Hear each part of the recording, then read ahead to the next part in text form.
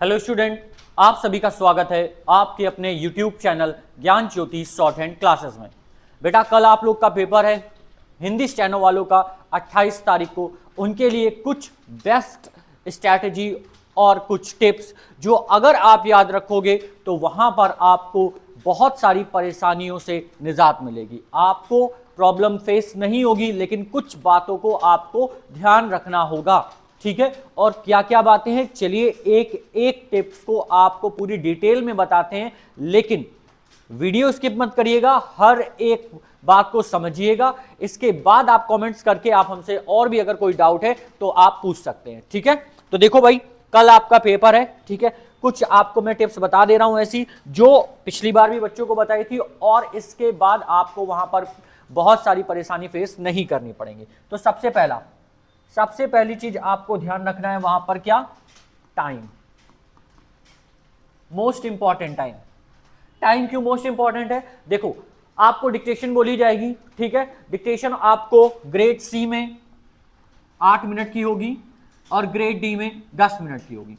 अब ये आपने लिख ली डिक्टेशन लिखने के बाद का जो मूवमेंट होता है वो डिसाइड करता है कि आपकी टाइपिंग कैसी जाएगी। मतलब कहने का मतलब है बेटा, ये जो आपने डिक्टेशन लिखी है, डिक्टेशन के 2 मिनट बाद, ठीक 2 मिनट के अंदर आप कोशिश करो कि आपने जो डिक्टेशन लिखी है उसे पूरी तरह से जल्दी से रीड कर लो। जो कठिन वर्ड हैं उनको क्या करना, अगर आपने कॉपी में उस कठिन वर्ड को कोई सिंबल से इंडिकेट कर दिया है या इंग्लिश में लिख दिया है तो उसको फटाफट से उसके ऊपर हिंदी से लिख लेना, ताकि आप जब आप डिक्टेशन की टाइपिंग कर रहे हो तो आपको ये प्रॉब्लम फेस ना हो कि आप एक ही वर्ड में लटके रह जाओ। इसलिए इस बात का ध्यान रखना, क्या करना है, जो कठिन वर्ड थे उन्हें हमें फटाफट से पेंसिल से ऊपर नोट कर लेना है। जो बच्चे पेन से लिखते हैं, देखो पेन से भी बच्चे लिखते हैं और पेंसिल से भी लिखते हैं, तो जो बच्चे पेन से लिख रहे हैं वो एक एक्स्ट्रा पेंसिल लेके जाएं। एक एक्स्ट्रा पेंसिल लेके जाइएगा इस काम के लिए कि आपको कोई भी समस्या ना हो, वहां पर ऐसी फेस बिल्कुल भी प्रॉब्लम ना हो। वर्ड लिख लोगे तो जो वर्ड कठिन थे उनको अगर आपने लिख लिया तो आपको डिक्टेशन रीडिंग करने के बाद टाइपिंग करने में आपको टाइम बचेगा। और याद रखना, हर हाल में बेटा हिंदी वाला बच्चा हो या फिर इंग्लिश वाला कोई भी हो, उसे कोशिश करके 35 मिनट मैक्स ये आपका मैक्सिमम टाइम है टाइपिंग करने का। इसके बीच में आपको हर हाल में टाइपिंग कंप्लीट कर लेनी है। 35 मिनट से ऊपर नहीं लगना चाहिए, क्योंकि इंग्लिश वालों बच्चों के लिए 55 मिनट, हिंदी के लिए 65। ये जो मिनट मिल रहे हैं ना, उसमें आपको रीडिंग करनी है, रीडिंग वापस से करनी है। देखो पहला पॉइंट आपको याद रखना है टाइम। दूसरा, टाइम के बाद आपने जब डिक्टेशन लिख ली है तो उसे आपको वापस से रीड आउट करना है कि क्या कोई मिस्टेक तो नहीं हो गई। इस मिस्टेक को आपको नहीं करना है। सबसे पहले डिक्टेशन लिखी, डिक्टेशन लिखने के बाद आपने उसको पढ़ लिया, पढ़ने के बाद टाइपिंग करी। टाइपिंग करते समय आपको याद रखना है 35 मिनट के अंदर आपकी टाइपिंग हो जानी चाहिए। इसके बाद जब आपने टाइपिंग कर ली, टाइपिंग करने के बाद आपको वापस से इसे रीड करना है, क्योंकि क्या होता है जब हम कभी जल्दी जल्दी टाइप कर रहे होते हैं तो कहीं की हो जाता है का की जगह में अंक की बिंदी नहीं लगी होती है, तो इन सब चीजों को वापस से हमें सुधारना है। या इंग्लिश वाले बच्चे जब टाइप कर रहे होते हैं तो कम की जगह केम हो जाता है, तो ये गलतियां आप सुधारोगे इस 15 मिनट में, 20 मिनट में। आपको हर हाल में 15 से 20 मिनट आपको बचा के रखने हैं। 20 मिनट तो आपको बचाने ही हैं जब आप टाइपिंग कर लेंगे, क्योंकि जब आप बेटा टाइपिंग कर रहे होगे, टाइपिंग करने के बाद जब आप अपनी ऐसी मिस्टेक सुधार रहे होगे तो क्या होता है, होता ये है कि आप देखते चले आ रहे हो कोई मिस्टेक नहीं है। आपको कोई मिस्टेक दिखाई दी 235 वर्ड पे, यहां पर आपको कोई मिस्टेक दिखाई दी जहां पे आपने क्या किया था, इन की जगह एन कर दिया था। अब जैसे ही आप इसको सुधारोगे तो ये आपको जंप कर देगा कहां, वापस से स्टार्टिंग में, आपको ये वापस से शुरू में भेज देगा। तो इस कंडीशन में क्या होगा, आपको प्रॉब्लम होगी, तो बार बार नीचे आना पड़ेगा। इस समय हमें समय की जरूरत होगी, तो अगर आप समय पहले से बचा के रखोगे तो आसानी से मैच कर लोगे। फिर आपको दूसरी मिस्टेक मान लो 435 वर्ड में मिली, तो आप जैसे ही इसको सही करोगे फिर आप 0 पे आ जाओगे। इसलिए टाइम मैनेजमेंट को आपको बहुत अच्छी तरीके से देखना है और उसे ध्यान रखना है। ठीक है, पहली चीज हो गई टाइम, दूसरी चीज हो गई रीडिंग। ठीक है, ये चीज हो गई। तीसरी चीज तीसरी चीज ये है कि बहुत सारे बच्चे कंफ्यूज रहते हैं, पेन से लिखें, पेंसिल से लिखें। लास्ट मोमेंट में आके जो बच्चा पेन से लिख रहा होता है वो कन्वर्ट हो जाता है, पेंसिल ले लेता है और पेंसिल वाला पेन ले लेता है, कुछ दूसरों की बातें सुन करके या फिर दूसरे वीडियोस देख करके। देखो बेटा, अगर आप पेन से लिख रहे हो, ठीक है, शुरू से पेन से लिख रहे हो, तो आपको पेन से ही पेपर में लिखना है जाके। अगर आप पेंसिल से लिख रहे हो तो आपको पेंसिल से ही पेपर में लिखना है, आपको कोई भी आपस में चेंज नहीं करना है। अदरवाइज क्या होगा, वहां पे जब आप डिक्टेशन लिख रहे होगे, आप पेन के हैबिचुअल हो तो आपको ग्रिप नहीं मिलेगी, ठीक है, पेंसिल के हैबिचुअल हो तो पेन से ग्रिप नहीं मिलेगी, ये प्रॉब्लम आपको फेस होगी। और जो बच्चे पेन से लिख रहे हैं उनको पेंसिल से कतई नहीं लिखना है, क्योंकि उन्हें शार्प करने की बार बार पेंसिल की आदत नहीं है और ये वहां पर प्रॉब्लम फेस होगी। तो इस बात को भी आपको याद रखना है, ठीक है। अब यहां पर जो बच्चे पेंसिल से लिखते हैं उनको क्या करना है, वो एक पेंसिल के सारे पेपर देने ना चले जाएं। जो उनके पास पेंसिल है ऐसी वो कम से कम 3 से 4 पेंसिल अपनी लें, ठीक है। और पेंसिल आपकी कुछ ऐसे होती है, इस तरह से आपकी पेंसिल होती है, ठीक है। यहां पर आप पिन बनाते हो तो इसको एक तरफ से नहीं, आप इसे दोनों साइड से ही ऐसे पिन बना ले, ठीक है, निब बना ले दोनों साइड से। क्योंकि जब आप डिक्टेशन लिख रहे होगे तो अगर एक पेंसिल की निब टूट जाती है तो आपको दूसरी उठाने का समय नहीं होगा। आपके पास ये पेंसिल की निब है, आपको यहीं से इसे पलट देना है और दूसरी जगह लिखना शुरू कर देना है, तो आपके पास टाइम बचेगा, because time is most important, ठीक है। तो ये आपको याद रखना है, पेन और पेंसिल। पेन के साथ जल्दी निब खराब नहीं होगी, लेकिन फिर भी आप 2 से 3 पेन ले करके जाएंगे, इस बात को आप याद रखेंगे, ठीक है। और ब्लू पेन लेके जाइएगा, ब्लैक मत ले जाइएगा, ब्लू पेन से लेके जाइएगा, ब्लू पेन से लिखिएगा, राइटिंग भी साफ समझ में आएगी, वर्ड्स भी साफ समझ में आएंगे। क्लियर, इतनी बात आपको याद रखनी है। तो 3 पॉइंट हो गए, टाइम, रीडिंग, पेन, और इसके बाद मोस्ट इंपॉर्टेंट लिखना कैसे है, कॉपी लिखेंगे कैसे। तो देखो, कॉपी आपके पास कुछ ऐसा पेज मिलेगा इस तरह से, ये कॉपी का पेज कुछ ऐसा होगा, लाइनें खींची होंगी। अब जो बच्चे शुरू से यहां से लिखते हैं और यहां तक आते हैं उनको भी ये गलती नहीं करनी है। अगर वो ऐसा कर रहे हैं तो कम से कम आप एक बीच में लाइन जरूर खींच लें। कॉपी को 2 पार्ट में जरूर डिवाइड करें, जिससे आपका टाइम बचे और राइटिंग भी सही हो, स्पीड भी बन सके। और जो बच्चे हैबिचुअल हैं वो यहाँ पर क्या कर सकते हैं, कॉपी में ऐसे करके 2 लाइनें खींच सकते हैं, उनको पता है कि इससे क्या इफेक्ट होता है, ठीक है।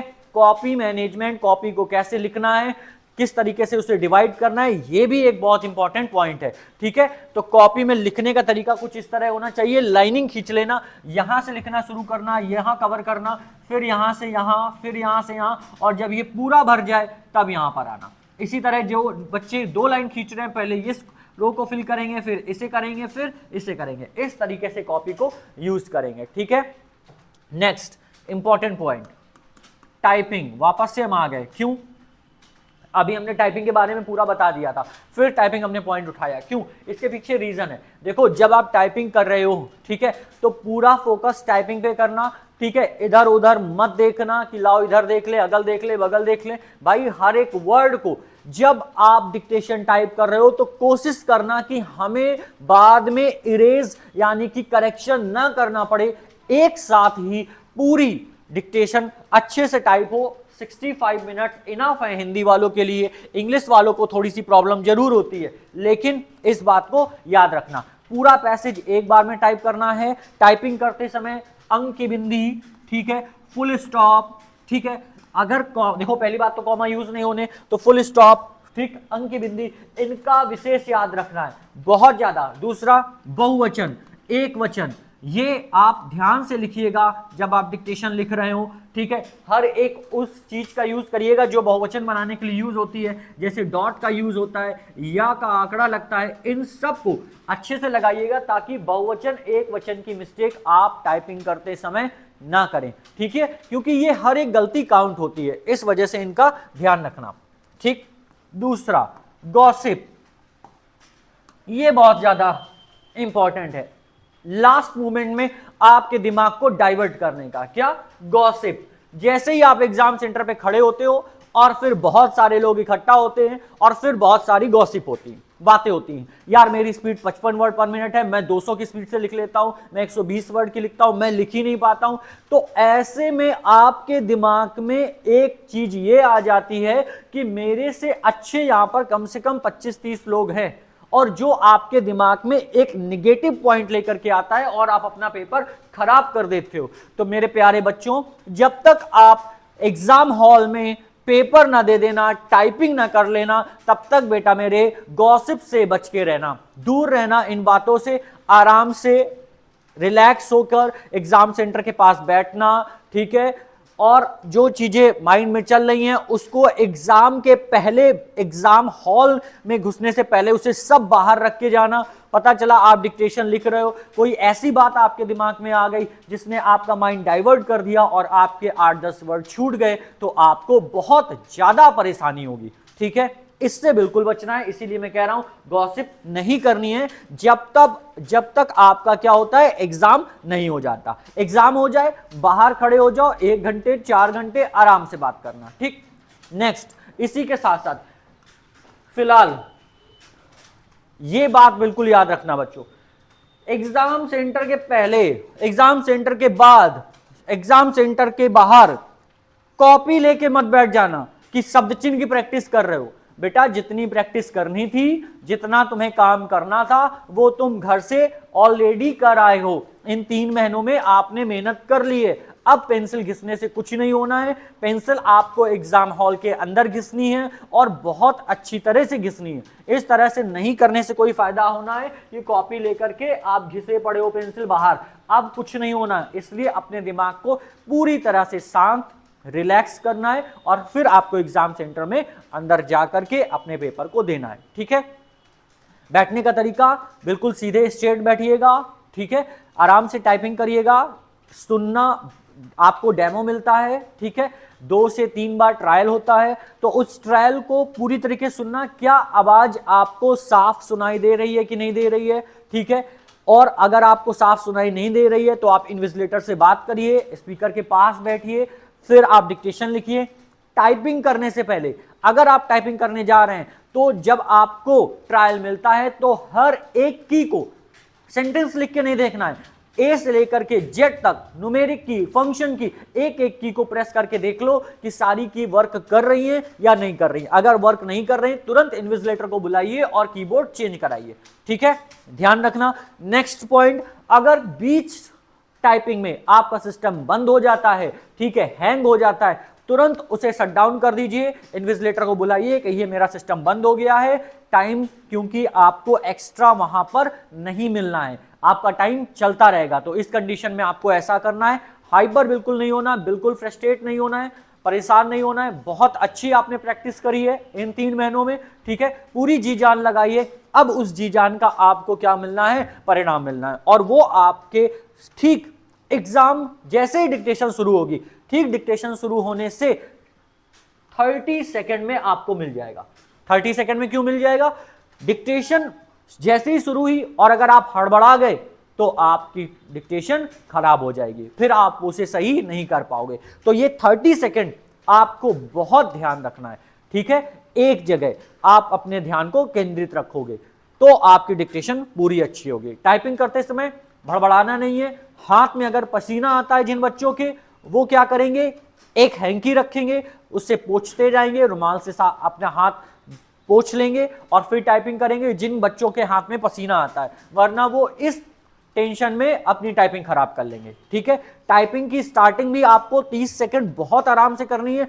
बगल में बहुत सारा शोर हो रहा होगा, कड़कड़ कड़कड़ कड़कड़ टाइपिंग की आवाज आ रही होगी, आपको इससे मतलब नहीं है, आपको अपने स्क्रीन में, अपने कीबोर्ड में फोकस करना है, ठीक है। इन सारी बातों का ध्यान रखना, ठीक है बच्चों। बेस्ट ऑफ लक, बहुत अच्छे से पेपर देना, क्योंकि ये पेपर आपको डिसाइड करने वाला है कि आपका 2026 कैसा जाने वाला है। थैंक यू मेरे प्यारे बच्चों।